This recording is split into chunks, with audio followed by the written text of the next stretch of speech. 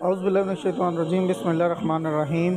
Royal creations کے معزز دوستو، السلام علیکم۔ دوستو، واقعہ کربلا کے بعد ایک دن امام زین العابدین لوگوں میں کھانا تقسیم کر رہے تھے۔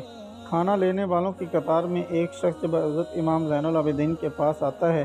کھانا لینے کے لیے امام زین العابدین اس شخص کو دیکھتے ہیں اور پھر اس کو کھانا دیتے ہیں۔ وہ شخص کہتا ہے کہ آپ نے شاید مجھے پہچانا نہیں۔ امام زین العابدین فرماتے ہیں کہ ہم تجھے پہچانتے ہیں، تم کھانا لو اور کھاؤ۔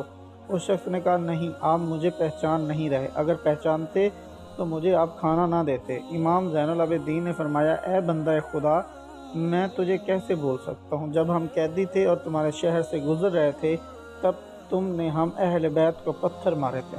سنو، تب ہم تمہارے مہمان تھے، تم نے جو ہمارے ساتھ کیا وہ تمہاری تربیت اور سلوک تھا، اور آج تم ہم آل محمد کے در پہ آئے ہو، اور جو میں نے کیا وہ ہم آل محمد کی تربیت اور سلوک ہے۔